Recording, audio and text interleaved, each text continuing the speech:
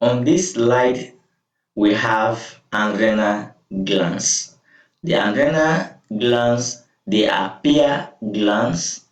Each one is located on top of the kidney, one on the left kidney and the other one on the right kidney. The adrenal gland is having two main layers, that is the cortex, which we call the adrenal cortex, and the medulla, which we call the adrenal medulla.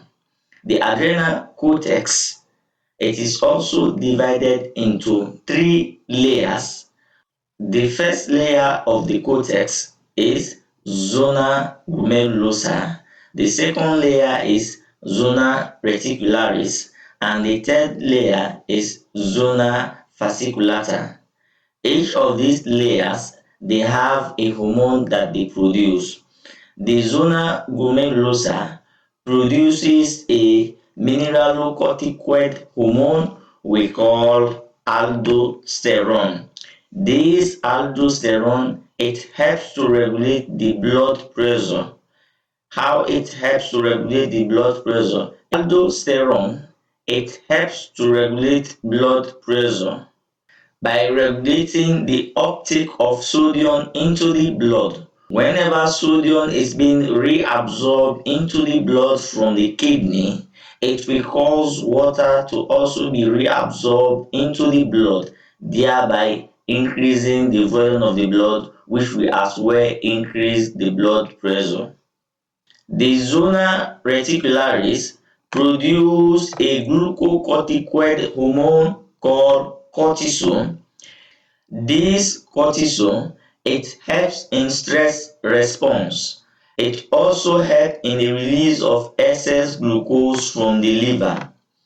And we have the third layer called zona fasciculata. The zona fasciculata produces hormones called androgens. This androgen, it is responsible for secondary sexual characteristics in male and female as well. Now let's talk about the medulla. It secretes what we call epinephrine and norepinephrine, also called adrenaline and noradrenaline respectively. The epinephrine, as we have here on the slide, is what I will be calling most often. The epinephrine, it is responsible for fight or flight action.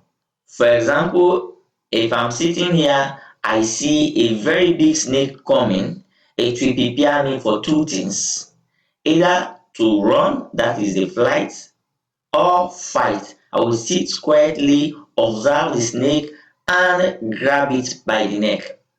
Sometimes WAEC asks students creating a scenario. For example, if a student suddenly step on a snake, what are the changes that will occur in the body?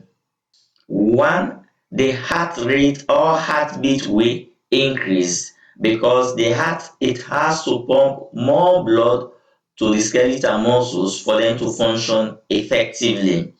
Number two, the rate of respiration will increase because we need more oxygen to break down this food in order to give us energy so that we can fight or flight. Number three, the pupil will become widely dilated.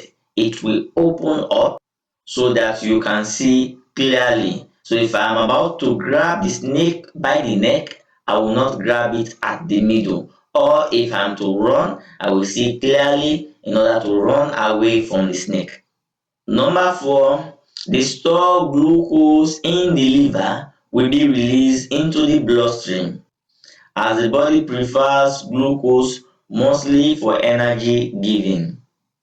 Number five, blood vessels transporting blood to the skeletal muscles will become dilated and more blood will flow to the skeletal muscles so that the skeletal muscles can work effectively either to fight or flight.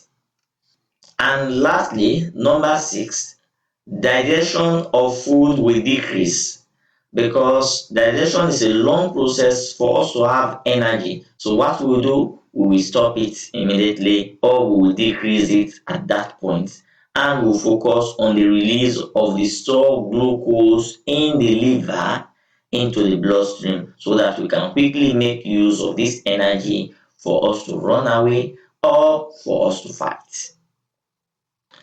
Lastly, on our slide here, we have the pancreas. The pancreas, it is a mixed gland. Why we call the pancreas a mixed gland? Because it is part of the endocrine system and exocrine system. That means it releases hormones and other substances, that is the pancreatic juice that is being secreted directly into the pancreatic duct. So in that case, it is part of the exocrine system. It is part of the endocrine system because it produces hormones we call glucagon, insulin, and somatostatin. But in this tutorial here, we are going to focus on the endocrine aspect of it. The pancreas is having two things inside it which produces substances. One is the acinus that produces what we call the pancreatic juice. The other one is the islet of Langerhans that they produce hormones. Since the islet of Langerhans produces hormones and it has concern to do with the endocrine system, in that case we have to focus on it in this tutorial. Now let's start here from below. In the islet of Langerhans, we have the alpha cells. These alpha cells, they secrete what we call somatostatin. The somatostatin, it helps to regulate the release of glucagon and insulin. But when this somatostatin is being produced by the brain, it will help to inhibit growth hormone. But when it is being produced by the pancreas, it will help to regulate the release of glucagon and insulin. Next, we have the beta cells. The beta cells, they secrete what we call insulin. After you have eaten carbohydrate food, the blood glucose level will increase because the end product of carbohydrate food is glucose. It is that glucose that will be absorbed into the blood, and just after eating more of this carbohydrate food, what do you expect? We expect the blood glucose level to increase. So what the pancreas will do? The pancreas will secrete what we call insulin. This insulin will cause the liver cell to take up this excess glucose and store it in the form of what we call glycogen. And the insulin will also cause the body cells to take up this excess glucose and use it. The body cell will not store it, it will take it and make use of it. But the liver will take it purposely in order to store it in the form of what we call glycogen. Now let's say you have not eaten over 6 hours, 8 hours, 10 hours, you have not eaten and the level of glucose in the blood has decreased. So what will happen? The delta cells of the pancreas will secrete what we call glucagon. This hormone will be transported to the liver. In the liver, it will cause the cell of the liver to release the excess glucose which was being stored in the form of glycogen into the bloodstream so that the blood glucose level can increase again to normal.